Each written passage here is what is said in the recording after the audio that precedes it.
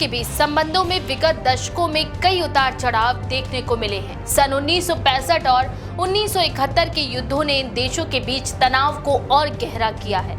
ये युद्ध शीत युद्ध के दौर में लड़े गए थे, जब पाकिस्तान अमेरिका के नेतृत्व वाले पश्चिमी गठबंधन का हिस्सा था और भारत सोवियत संघ के साथ संबंधों में था। इन युद्धों में पाकिस्तान को कई रणनीतिक गलतियां करने का भी खामियाजा भुगतना पड़ा था। सन 1965 में पाकिस्तान का आकलन गलत साबित हुआ और भारतीय सेना के प्रतिरोध के कारण उसे पीछे हटना पड़ा। हालांकि साल 1971 में पाकिस्तान को अमेरिका का समर्थन मिला, लेकिन इसके बावजूद वह भारत के खिलाफ संघर्ष में असफल रहा। सन 1971 के युद्ध के बाद पाकिस्तान के लिए पश्चिमी सहयोग का समर्थन भी धीरे धीरे घटने लगा। इसके बावजूद पाकिस्तान ने अपनी विदेश नीति में पश्चिमी देशों के समर्थन की उम्मीद लगाए रखी। साल 1999 में कारगिल युद्ध के दौरान भी पाकिस्तान ने भारत के खिलाफ संघर्ष की कोशिश की थी, लेकिन उसे फिर से असफलता का सामना करना पड़ा।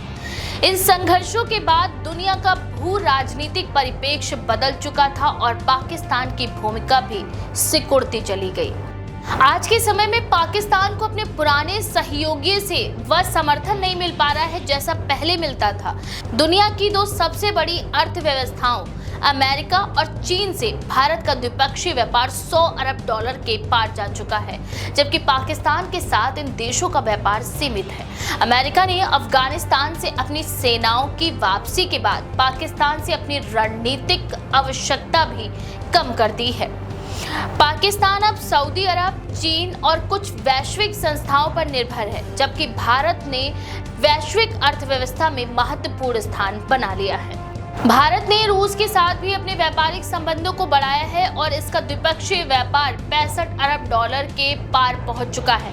पाकिस्तान के लिए ऐसी वृद्धि की कोई संभावना नहीं दिखती, क्योंकि उसकी अर्थव्यवस्था गंभीर संकटों से जूझ रही है। पाकिस्तान के मुकाबले भारत ने अपने रणनीतिक और आर्थिक हितों को मजबूत किया है और अब वह वैश्विक मंच पर एक प्रभावशाली भूमिका भी निभा रहा है। पाकिस्तान और भारत दोनों परमाणु शक्ति संपन्न देश हैं और इन दोनों देशों के बीच बढ़ते तनाव को लेकर वैश्विक स्तर पर चिंताएं व्यक्त की जा रही हैं। ऐसे में कई देशों ने भी शांति वार्ता की अपील की है, ताकि तनाव और युद्ध की स्थिति से बचा जा सके। वहीं तुर्की के राष्ट्रपति रेजेप तैयब एर्दोआन ने पाकिस्तान के साथ अपनी मित्रता को व्यक्त करते हुए जम्मू कश्मीर में हुए हमले की अंतर्राष्ट्रीय जांच की बात कही है। हालांकि तुर्की के साथ भारत के व्यापारिक संबंध भी बेहतर हो चुके हैं, लेकिन पाकिस्तान के मुकाबले भारत के साथ तुर्की के संबंध और भी मजबूत हुए हैं। वहीं सऊदी अरब के विदेश मंत्री भी भारत के दौरे पर आए थे, जो इस बात का संकेत है कि भारत की वैश्विक स्थिति मजबूत हो रही है। सऊदी अरब, जो पहले पाकिस्तान का करीबी साझेदार था, अब भारत के साथ मजबूत व्यापारिक संबंध स्थापित कर चुका है। इसी बीच पाकिस्तान की स्थिति भी कमजोर हो रही है और ये स्पष्ट हो गया है कि वैश्विक स्तर पर अब कई देश भारत के साथ ज्यादा जुड़ने की कोशिश कर रहे हैं।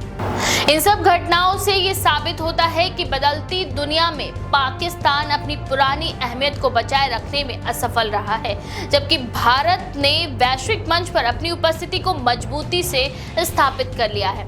इस प्रक्रिया में दोनों देशों के बीच तनाव बढ़ता जा रहा है और ये अब वैश्विक चिंता का विषय बन चुका है। आपका इस बारे में क्या ख्याल है? अपनी राय कमेंट में जरूर लिखें। ऐसी और भी खबरों के लिए देखते रहिए द पेज 19।